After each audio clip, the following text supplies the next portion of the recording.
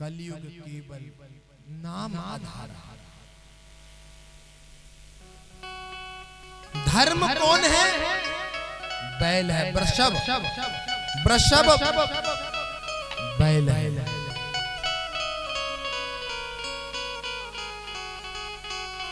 और गाय धरती मैया।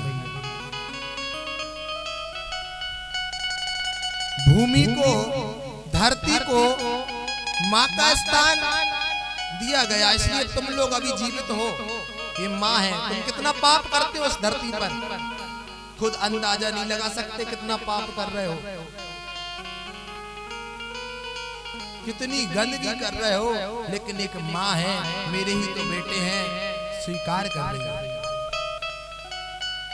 और बैल एक पैर से लंगड़ा है, 3 पैर उसके काम दे रहे हैं, जबकि सतयुग में 4 पैर बैल के थे, कलयुग में 3 है। तो बैलेंस कलयुग में बिगड़ गया है।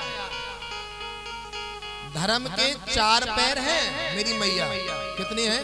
4। उसमें से एक गया तो कितने बचे? 3। अब 3 बचे, 3 पैर से बैलेंस तो बिगड़ेगा। ऐसे ही घर की दीवारें 4, लोग कितने? आजकल 4 ही बचे।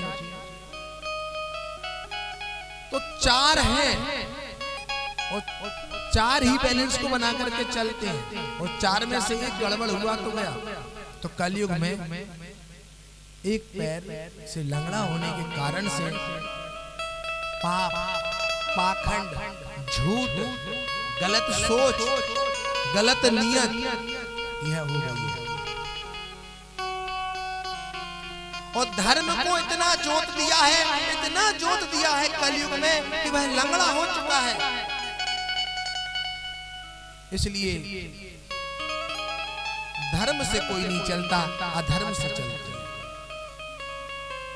लेकिन 3 पग होने के कारण कई लोगों में धर्म भी मौजूद है, उनके हृदय में भी धर्म मौजूद है। प्रेम से बोलेंगे जय जय श्री राधे। तो धर्म मौजूद है। और माँ भूमि मैया, धरती मैया। कौन है मैया? धरती मैया।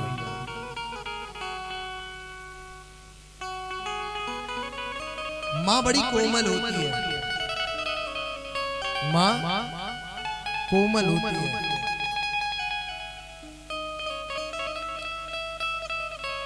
माँ अपने बछड़े को, गाय को देखा होगा, गाय को अपने बछड़े से कितना प्रेम होता है। वो उसकी गंध को भूल जाती है, वो उसकी गंध को भूल जाती है, उसे जिह्वा से चाट चाट करके स्वच्छ कर देती है, किसी प्रकार का मल नहीं देखती है। वह माँ है, भूमि मैया। क्या कहना? प्रेम से बोली जय श्री। राजा परीक्षित, सुनो, राजा परीक्षित एक दिन अपने नगर में भ्रमण करने पहुंचते हैं। लेकिन राजा परीक्षित तो सम्राट है। कौन है? सम्राट है।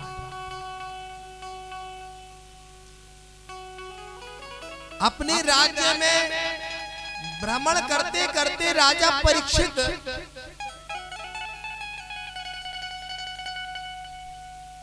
गाय माता को देखते हैं, और कलयुग गाय माता को मार रहा है। तो राजा परीक्षित ने पूछा, तुम कौन? बोले कि मेरा नाम कलयुग है। क्यों रे कलयुग, तू क्यों मार रहा है गाय को? राजा परीक्षित ने कहा, बोले कि मुझे माफ कर दो, क्षमा कर दो, मेरा स्वभाव क्रूर प्रवृत्ति का है, किसी भी अच्छे व्यक्ति को मैं अच्छा नहीं देख सकता, मेरा नाम कलयुग है।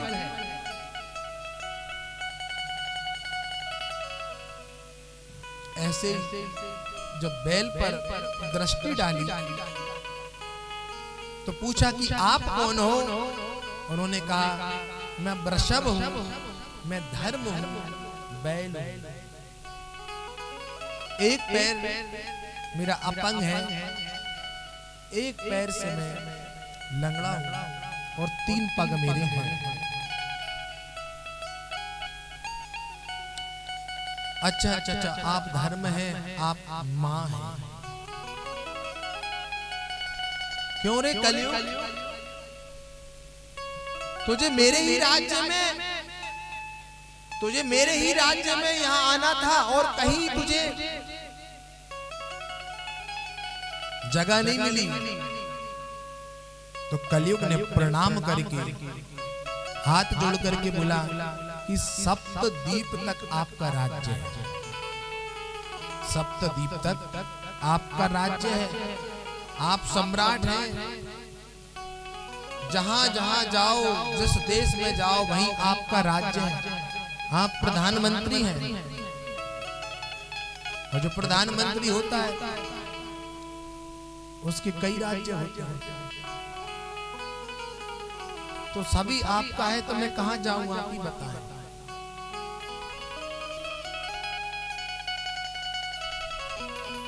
कलयुग साक्षात रूप से देखा जाए पापी है। पापो हम पाप कर्म हम पापात्मा पाप संभवा।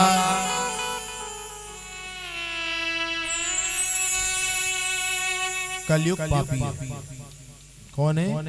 कलयुग पापी और अधर्म असत्यता पर ले जाने वाला है। आजकल घर में देखने को मिलता है, मदिरा पी रहे हैं, नाना प्रकार के व्यसन चल रहे हैं, जिनकी उम्र नहीं हुई है वह इतने गंदे गंदे नशा कर रहे हैं। ये कलयुग का प्रभाव है। भगवान का भजन करने में तकलीफ होती है, लेकिन हम गंदे गंदे नशा कर रहे हैं, अपने घर परिवार वालों को दुख दे रहे हैं। जैसे मिट्टी का एक घड़ा होता है और कुम्हार बनाता है, एक घड़े को वह ऐसा बनाता है जिसमें जल भरा जाता है, और जब जल पीते हैं तो शीतल करता है, स्वयं को भी शीतल करता है, और जो भी उससे पीता है जल उसको भी शीतल कर देता है। और उसी मिट्टी से आप जानते हो कई लोग गांजा लगाते, उससे क्या बोलते हैं? चंपी। हाँ, चंपी बनती है मिट्टी की, तो उससे क्या पिया जाता है? गांजा पिया जाता है। चलने दो। चिलम है, चिलम। तो जो चिलम होती है वो खुद भी जलती है और जो पी रहा है उसको भी जला देती है। तो कहने का मेरा अभिप्राय है, किसी के प्रति गलत मत सोचो, किसी से जलो मत। अरे ये तो अभी अभी हमारे सामने बड़ा हुआ है, इसने देखो कितना महल तान लिया। अरे इसके पास तो चलने के लिए चप्पल नहीं होती थी, लंबे चौड़े वाहनों से घूम रहा है। ये जलन, ये नफरत। एक दिन ऐसा आता है खुद के ही बाण खुद को ही लग जाते हैं। गलत मत सोचो, गलत विचार मत करो। हम जब दूसरों की बुराई करते हैं तो हम उसको अपने पुण्य दे देते हैं। उसको क्या? अपने पुण्य दे देते हैं भैया। इसलिए जहां बुराई हो या कथा में हो रही हो तो खास तौर से ध्यान रखना, किसी की बुराई मत करना। भागवत से भागवतों के शब्दों को ही ले जाना, भागवत महापुराण सुन करके सत्संग को ही अपने साथ ले जाना। किसी की बुराई यदि इस कथा से लेकर के जाओगे तो वह ऊपर वाला भी बहुत दुखी हो जाएगा। कथा से हमें कथा को लेकर के जाना है, ना किसी के प्रति नफरत, ना किसी की हंसी, ना किसी का मजाक। कथा हमें शीतल करने वाली है। आज हम राजा परीक्षित का तुम्हें चरित्र सुना रहे हैं और राजा परीक्षित कुछ ही क्षण में आप सभी के पास आएंगे। आप झांकी के साथ दर्शन लाभ प्राप्त करेंगे।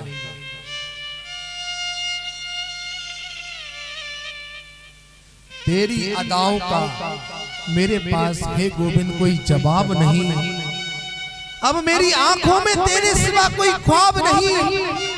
तुम मत पूछो मुझे कितनी मोहब्बत है तुमसे,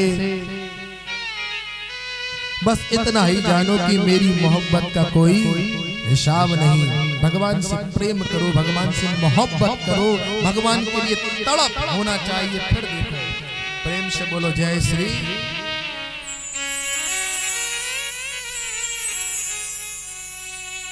एक बार और बोलेंगे जय जय श्री राम, जय जय श्री राम।